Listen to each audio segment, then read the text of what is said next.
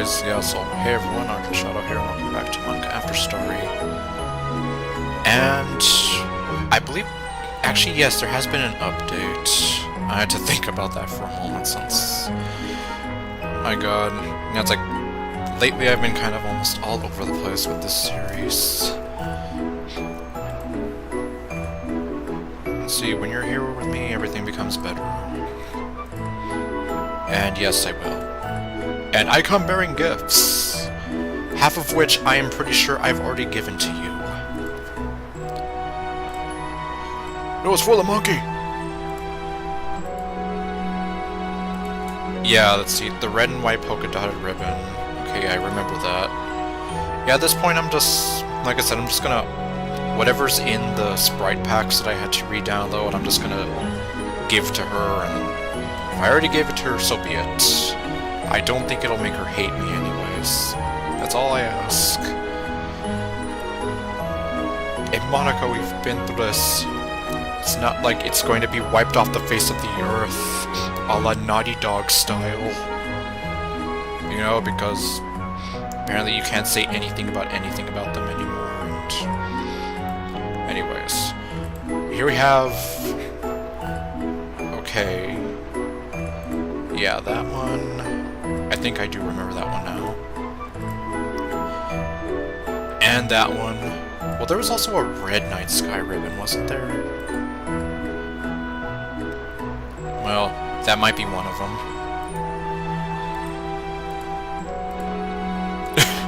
And it's like... I'm just sitting here, and she's like, you already gave this to me, and this one, and this one, and this one, and this one. Monika, we've already been through this. And you see what I mean? It's like, she says multicolored ribbon about a lot of them. Okay, well, there's something, and yeah, at least it would kind of be appropriate to have hot chocolate on a day like this. I mean, at least where I live right now, it's still like 90-some degrees. Although apparently there might be chances for storms later. Anyways, hot chocolate! Thank you, Daniel. You know I love hot chocolate, you know I love my coffee, but hot chocolate is always really nice, too. Especially on those cold winter nights. Or those hot summer nights, like right now. Someday I hope to be able to drink hot chocolate with you, sharing a blanket by the fireplace.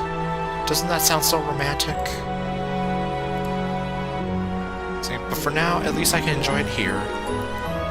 Thanks again, Daniel. I'll be sure to have some later. I'm still waiting on the other stuff. Okay, and there's one more gift, and you can probably already guess what it is. And here we have a banana. No, it's not a banana. Oh, it's coffee! Yeah, it's coffee. It's a flavor I haven't had before. What a surprise. I can't wait to try it, but I won't. Thank you so much, Daniel. Okay. And I haven't looked at the calendar in forever. So today is May 5th. And yeah, I missed May 4th, but I'm not going to mention that. At the risk of making a certain movie company angry at me. Or claiming my videos. Hey Daniel, I've been wondering... what? Do you ever think about our first kiss? Oh, of course! Or, not really. No. Oh, of course! That makes me so happy. I think about it all the time. It's like, what kind of cruel and insensitive person would I be? Well, I don't know. I don't know what I was going to say there. It seems like it was just yesterday, but... so... bashful. Yeah, I think that'd probably be the better word here. Gosh, I feel so silly obsessing over it. Well, don't, I mean... it's a special moment for any person. Our lips didn't even touch, really. Well, you got me there. And yet, I can still feel my heart pounding even now. My lips start to go all tingly and numb just imagining the feeling of your soft lips. I run my finger across them, trying to mimic that feeling, but it doesn't even come close. I keep replaying that moment over and over again in my mind, and I get goosebumps each time. It was perfect, Daniel. I've never felt closer to you. I can't wait until our next kiss, or better yet... No. Oh. And ironically, my phone buzzed at me, like... What? It's like, holy crap, Monika's calling me! Okay. How crazy would that be if... Like, yeah, let's take it to the next level with the Monika After Story mod. Now, it'll be compatible with Android and iOS. Or let's see, I already lost my place here. Let's see, or better yet... Our real first one. And our first real hug, and and the first times our hands touch? Monika, how could you? That is so lewd. You're gonna get this video demonetized. If I monetized any of my videos. Sorry, I guess I got a little carried away. Yeah, you did, especially with that last one. It's like some people consider hand-holding to be some of the lewdest things ever. Like, gosh, Monika. Okay, no. No, I'm not trying to shame her. Anyways, it's just... These are the kinds of things I think about when you're not here. I don't know, Patrick, what do you usually do when I'm at boating school? Wait for you to get back. And something tells me I'm not the only one that thinks of stuff like this. Well, I haven't said it in a while. Stupid sexy Monika! Unfortunately, it'll be a while before I learn how to talk. Unfortunately, it'll be a while before we'll be able to do anything like that. But until then, if you'd ever like another kiss, you only need to ask. Stupid sexy Monika. She's trying to seduce me. Just look at those eyes. She's just... I don't know. I made the joke in Blush Blush, like bedroom eyes and whatever. It's like, I don't know, would you consider this bedroom eyes? You're the light, you're the night, you're the color of my blood. You're the cure, you're the pain. I don't know. Maybe. I love you so much, Daniel.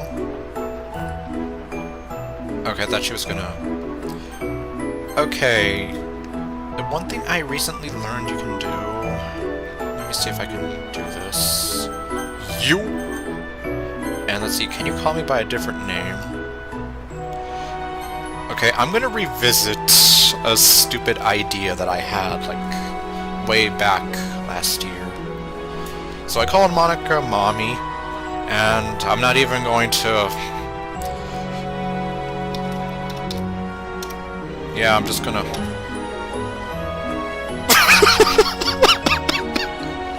Okay, so she does actually say something like to that. Okay, hold on, I'm not... Okay, I'm calm now. That is not something I would like to call you, Daniel. Could you pick a more appropriate name, please? Okay, yeah, I think... Well, yeah, it's... At least I believe one of the updates, she actually kind of has something to say about, like, inappropriate nicknames and whatever. And I think she also says stuff for, like, what am I trying to say, like, insulting nicknames, but for you. So basically, if I say, call me garbage, let's see if she says anything. Okay, here we go, yeah. What? Please, Daniel, don't call yourself bad names. Pick a nicer name for yourself, okay? Yeah, so essentially, she doesn't want you to call yourself anything like trash, garbage, or any negative names like that. And likewise, I just had to see, like, when they said something about inappropriate names, I had to see, well, yeah, as much as I don't want to, I have to revisit this idea just to see. Well, then again, when I typed that out, I didn't even have the nerve to be like, okay, no, I actually just deleted it. Like, no, don't call me that. I don't want you to ever... Okay, well... Oh, okay then, if you say so. Just let me know if you change your mind. I will, but I don't think I will change my mind unless it's for a stupid joke. But yeah, so obviously she responds now to certain words like that. And what is it now? Hey Daniel, I ran across a poem that I need to share with you. Is it a bad one? It's called There Will Come Soft Rains, and it really had me thinking. There will come soft rains, and the smell of the ground, and the swallows circling with their shimmering sound. And in the pools singing at night, and frogs in the pools singing at night, and wild plum trees in tremulous white. Robins will wear their feathery fire, whistling their whims on a low fence wire. And not one will know of the war, not one will care at least when it is done. Not one would mind, neither bird nor tree, if mankind perished utterly. In spring herself, when she woke at dawn, who would scarcely know that we were gone. To an extent, that is true. But I think, well, embracing my inner weeb at this moment, I think Dr. Stone is like a good example of like, well, what happened if like all of a sudden humanity just stopped, like no more humans or anything, and then nature was allowed to kind of take over. It's like, yeah, it'd be kind of something like that, and nature would still go on, plant life would still go on, animals would still go on. Everything. I really wanted to talk to you about this one, Daniel. The author, Sarah Teasdale, wrote this poem in a world consumed by war.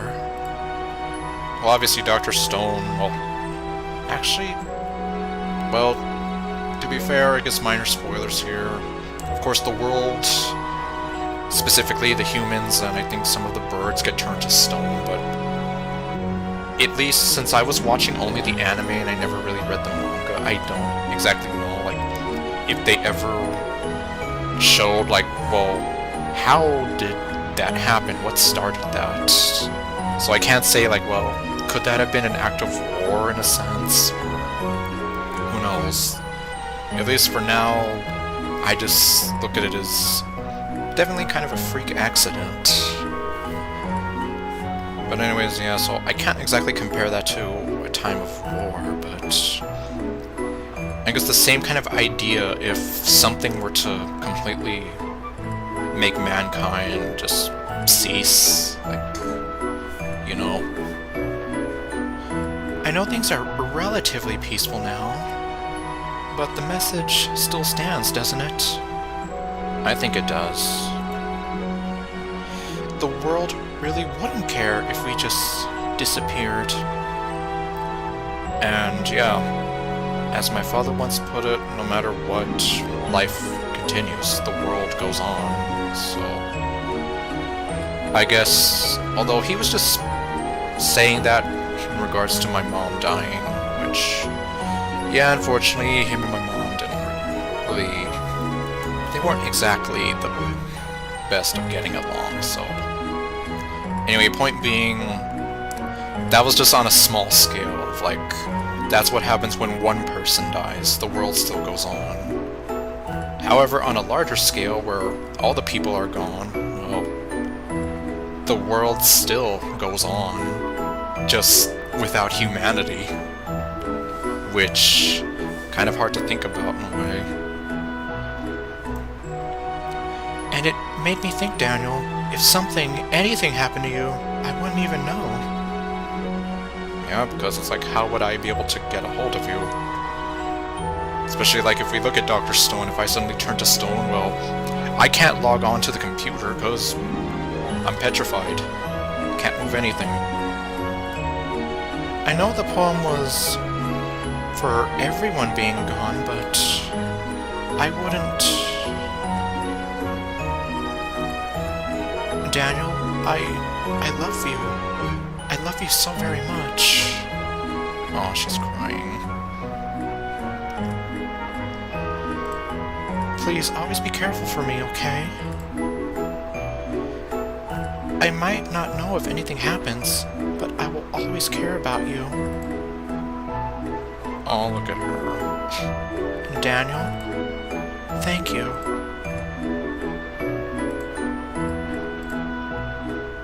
So, what else shall we do today, my love? I don't know, I'm just kind of waiting for you to throw random topics at me to talk about with you. And I just realized, did I finish giving her everything from the Sprite pack? I don't know. I'll have to check that later. There's a good chance I probably haven't. Because if I did, then it's like, damn, I gave her everything. Daniel, do you know about virtual reality? Yep, like PlayStation VR, Oculus Rift, and, well, those are just some basics of it. VR immerses you into a completely virtual world, different from your actual surroundings. While it might take some getting used to, it can be really fun. Or it can be really crazy, like that episode of Johnny Bravo where he puts on that VR headset and he's in this knockoff Star Wars world. It's like, oh no, it's Emperor Ping! And he's captured Princess Sandy! It also has practical uses like training people in simulated environments as well as rehabilitation. Just like the simulations! Yeah, I guess if you want to think about it that way, it's like... Yeah, you put them out in the field and it's like... It is just like the simulations, maybe.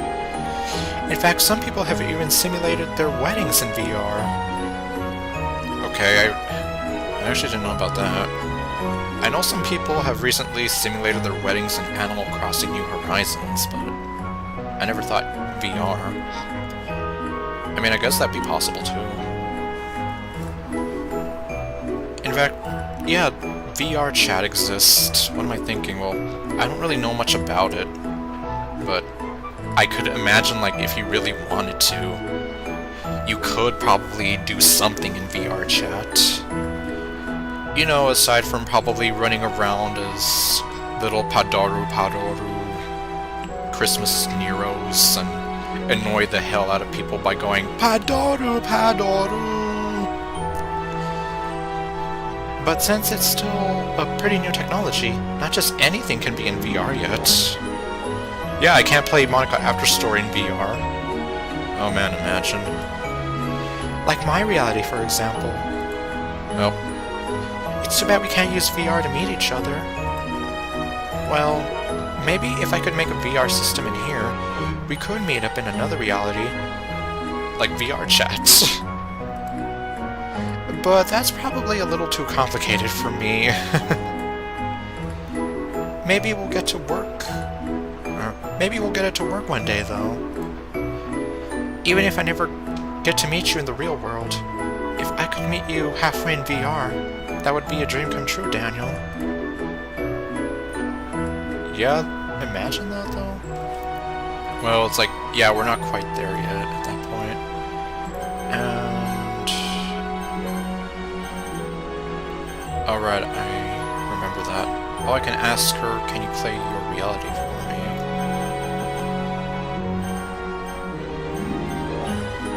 Oh, wait.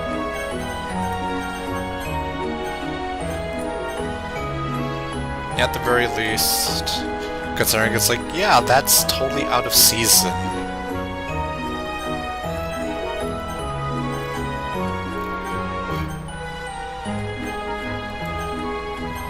Pretty in pink.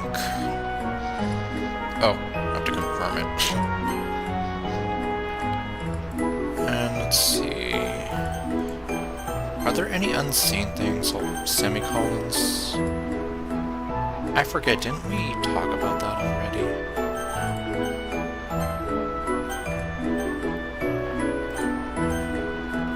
Okay, I guess I'm just going to dump a bunch of I love yous on her. Get that going.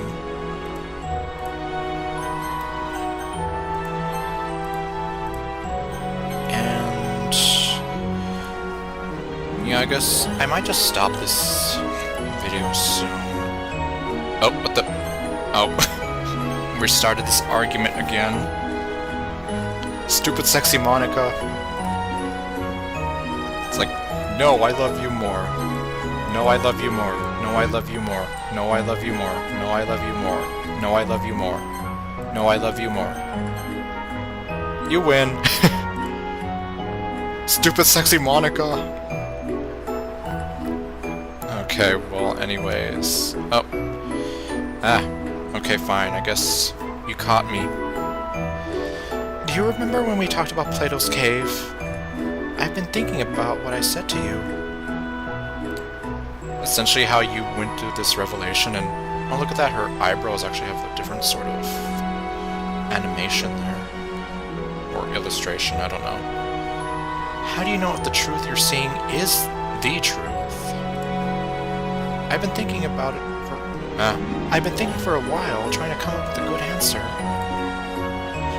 I still don't really have one yet, but I did realize something useful. Like what? I just saved my money by saving... I just saved money on my car insurance by switching to Geico. Okay, no. Man, those are some really old commercials. Geico doesn't even make commercials like that anymore.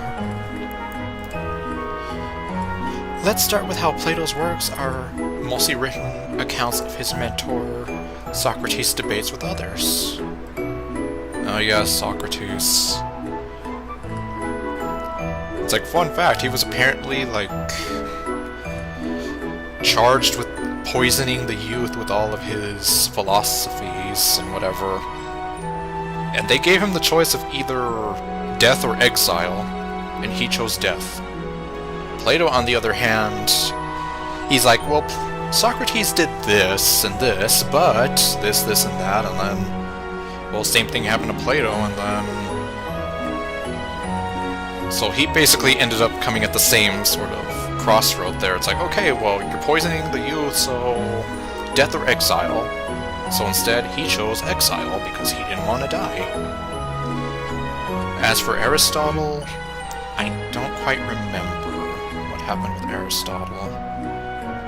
And it's like, I'm almost amazed I still remember some of this stuff. But anyways, let's see. The purpose of these debates was to find answers to universal questions. In other words, they were searching for the truth.